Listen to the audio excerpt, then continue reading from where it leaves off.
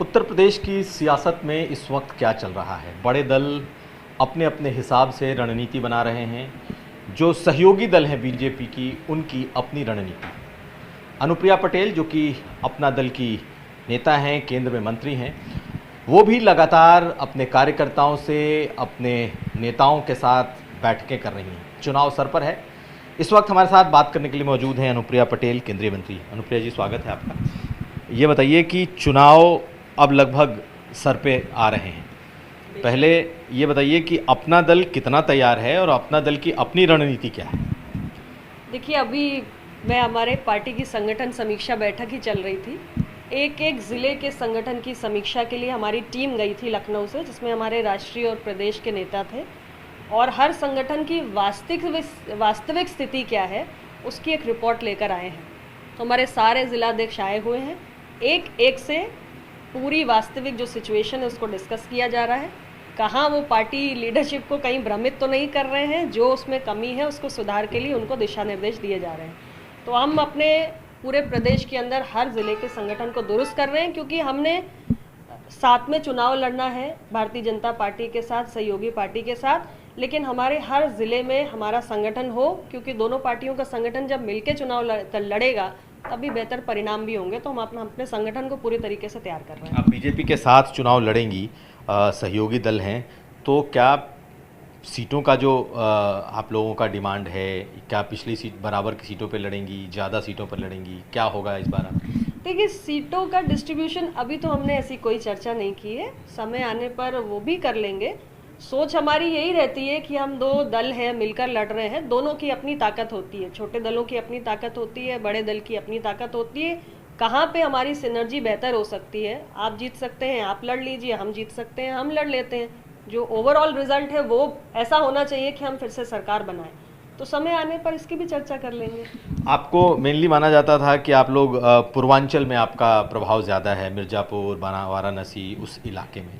क्या आप लोग इस बार इस तरफ भी बढ़ेंगी? कानपुर, कहा जाता है कि आप लोगों का पुराना गढ़ है, पिताजी आपके पिताजी का इलाका है, कुछ उस इलाके में भी सीटें आप चाहती हैं? देखिए, अब कोई अगर अपना दल की छवि को कमतर आंकने की दृष्टि से ऐसा कहना चाहे कि नहीं तो केवल पूर्वांचल में केंद्रित है, तो ये उसका अपना ओपिनियन हो सकता है। मैं इसी वक्त आपको पूरे प्रदेश भर से आए हुए एक एक जिलाध्यक्ष से मिलवा सकती हूँ और उनके टीम की पूरी स्थिति भी बता सकती हूँ। तो पार्टी हमारी बहुत तेज़ी से विस्तार भी कर रही है और संगठन हमारा हर ज़िले में खड़ा भी हो रहा है। और सीटें हम कहाँ लड़ेंगे ये अभी इसका खुलासा मैं नहीं कर सकती, लेकिन अपने सहयोगी दल के साथ चर्चा करके निश्चित रूप से मैं ये ज़रूर विश्वास दिलाना चाहती हूँ कि 2022 में हम और भी बेहतर स्थिति में नजर आएंगे। बीजेपी को जो वोट मिले या एनडीए को जो पिछली बारी वोट मिले, कहा जाता है कि ओबीसी के दम पर ये सरकार बनी है। इस बार आपके हिसाब से क्या ओबीसी खुश है, नाराज है, बीजेपी के एनडीए के साथ रहेगा? क्या स्थिति है इसमें? देखिए, निश्चित रूप से उत्तर प्रदेश की राजनीति में पिछड़ों की भूमिका बहुत अहम है, क्योंकि 45 से 50% की आबादी है, एक बहुत बड़ा वोटर साइज है। और जहाँ तक साथ रहने या ना रहने का विषय है, तो इतना बड़ा समुदाय है, तो मैं ये नहीं कह सकती कि 100% हर मुद्दे पर सेटिस्फैक्शन है। कुछ बीच बीच में समस्याएं आई हैं जिनका समाधान भी हुआ है, और कुछ ऐसे विषय हैं जिनका अभी समाधान नहीं हो पाया है। ऑल इंडिया, जैसे नीट में ऑल इंडिया कोटा जो हमारे ओबीसी के लिए लागू पहले नहीं था, जिसके लिए हमारे काफ़ी अभ्यर्थी आवाज़ उठा रहे थे, क्योंकि हर वर्ष हज़ारों सीटों का नुकसान हो रहा था, उसका समाधान माननीय प्रधानमंत्री जी ने किया है। अभी एक विषय हमारा चल रहा है 69,000 शिक्षक भर्ती का, जिसमें हमारे कई हज़ार छात्रों के साथ अन्याय हो रहा है। तो उनका मसले का हल अभी नहीं हुआ है, और हम सरकार से निरंतर ये बात कह रहे हैं कि इस मसले का भी सरकार पूरी संवेदनशीलता के साथ हल करे, क्योंकि सरकार यदि इन मुद्दों को समय रहते सुलझाएगी तो निश्चित रूप से किसी भी प्रकार का आक्रोश जो है इस वर्ग में, उसको वो अपने आप स्वतः समाप्त हो जाएगा। आपको लगता है आक्रोश है ओबीसी में सरकार के इस विषय को लेकर? मैंने कहा, ये मैं सब्जेक्ट वाइज बात कर रही हूँ कि एक विषय था उसे सरकार ने खत्म किया।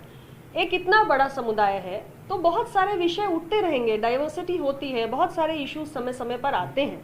सरकारें संवेदनशील होती हैं, उनका समाधान करती हैं। जैसे मैंने आपको नीट का एग्जाम्पल दिया कि सरकार ने उसका समाधान किया है, तो ये भी एक विषय है जिसका समाधान हो जाना चाहिए, और हो जाएगा तो निश्चित रूप से हमारे छात्रों में एक संतोष का भाव आएगा। आप एक मुद्दा लगातार उठा रही हैं इन दोनों, वो है जातीय जनगणना की।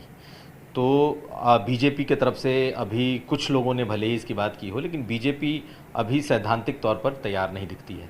तो क्या है ये मुद्दा और क्या आप इसको उठाती रहेंगी? देखिए, इस देश के अंदर 1931 के बाद से कास्ट सेंसस होना बंद हो गया है। हम SC ST की गिनती करते हैं, लेकिन कास्ट सेंसस, भारत जातियों का देश है, सभी कम्युनिटीज़ की गिनती नहीं होती है। हमारे अब जो 2021 में सेंसस होने जा रही है, उसमें अब कोई किसी प्रकार का विवाद रह नहीं गया है, क्योंकि देश भर के तमाम राजनीतिक दल एकमत हो चुके हैं कि अब जो जनगणना हो वो कास्ट सेंसस हो। और भारतीय जनता पार्टी के अंदर आपने स्वयं बताया कि बहुत सारे लोग हैं जो इस बात को महसूस कर रहे हैं। इट्स अ पॉलिसी मैटर, माननीय प्रधानमंत्री जी को इस पर निर्णय करना है, और मुझे लगता है कि सभी पक्षों से राय मशवरा करके वो एक उचित निर्णय पर पहुंचेंगे भी। हमारी पार्टी का जहां तक सवाल है, हम स्पष्ट रूप से कह रहे हैं कि देश के अंदर अब कास्ट सेंसस होनी चाहिए, और हमारे पिछड़ा वर्ग के जो लोग हैं उनकी आबादी के प्रामाणिक आंकड़े आने चाहिए, जिससे सरकार की जो तमाम जन कल्याणकारी योजनाएं हैं उनका सही मायनों में जो लाभ है योजनाओं का, वो पात्र व्यक्तियों तक पहुंच सके। एक और सवाल उठता रहा है, वो है कोटा विद इन कोटा। उत्तर प्रदेश में भी इस पर बहुत चर्चा चल रही है। तो आरक्षण के भीतर जो आरक्षण है, इसको लेकर के सामाजिक न्याय समिति की रिपोर्ट भी आनी है, तो आपको लगता है कि होना चाहिए? देखिए, मेरा ये मानना है और मेरी पार्टी का स्पष्ट मत है कि जिसकी जितनी आबादी है उसका उतना प्रतिनिधित्व शासन में, सत्ता में, शिक्षा में, रोजगार में होना चाहिए। किंतु इसका आधार क्या है? What is the scientific basis?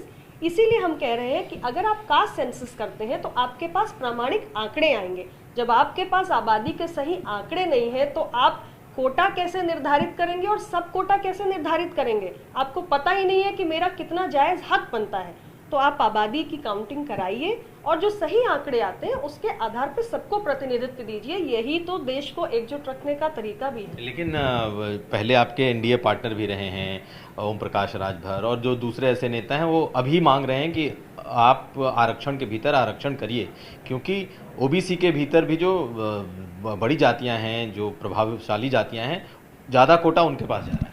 मैं यही आपसे कहना चाह रही हूँ कि 1931 में जब मंडल कमीशन आया तो उन्होंने 90 के दशक में जब आया तो 1931 की जनगणना के आंकड़ों के आधार पे उन्होंने कहा कि पिछड़ों की आबादी 54% है। उसके बाद कास्ट सेंसस हुई नहीं, तो हम प्रामाणिक आंकड़ों पर तो चल ही नहीं रहे हैं। 27% का आरक्षण कोटा तय कर दिया गया। हमारा स्पष्ट रूप से मानना है कि आप कास्ट सेंसस करा के जो असली आंकड़े हैं उनको लेकर आइए, जिसका जितना जायज हक बनता है, जितना प्रतिनिधित्व और भागीदारी उसको मिलनी चाहिए, उसे निश्चित रूप से दीजिए। कौन ज्यादा ले रहा है, कौन कम ले रहा है, ये तभी फैसला आप कर पाएंगे जब आपके पास कोई सब्सटैंटिव कोई आंकड़े होंगे, और ये काम करना तो रजिस्ट्रार जनरल ऑफ इंडिया का काम है। एक और सवाल है कि बीजेपी ने जो 2017 का जब चुनाव लड़ा तो उन्होंने छोटी छोटी जातियों का एक पूरा दलों का एक गठबंधन बनाया। इस बार आपके और निषाद पार्टी के अलावा बीजेपी का गठबंधन बड़ा नहीं है। आपको लगता है कि बीजेपी को बड़े गठबंधन के साथ ही बीजेपी जीत पाएगी, या आपको लग रहा है बीजेपी जिस तरीके से इस वक्त चल रही है, मुख्यमंत्री योगी आदित्यनाथ के चेहरे पर चुनाव लड़ने की आगे बात कर रही है, तो ये गठबंधन काम करेगा या चेहरा काम करेगा? देखिए, चेहरा कौन रहेगा ये तय करना भारतीय जनता पार्टी को है।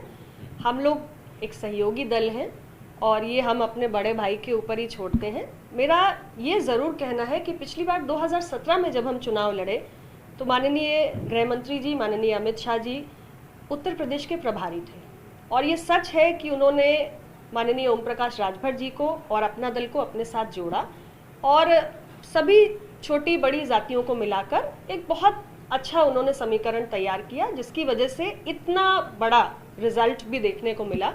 और अभी राजभर जी साथ में नहीं है, लेकिन डॉक्टर संजय निषाद जी बीच में जुड़े और समाज में उनका एक अच्छा संघर्ष भी रहा है। मुझे लगता है कि एक बार फिर माननीय गृह मंत्री जी के देखरेख में होगा तो निश्चित रूप से सभी लोग जुड़ेंगे भी और सकारात्मक परिणाम भी आएंगे। अब आखिरी सवाल ये बताइए कि आपको क्या लग रहा है, ये चुनाव किसके किसके बीच है? क्या एनडीए और सपा की सीधी लड़ाई है, या जिस तरीके से एनडीए, कांग्रेस, सपा, बसपा सब लड़ रही है, तो आपको क्या लगता है ये लड़ाई सीधी होने जा रही है या सबके लिए स्पेस हो?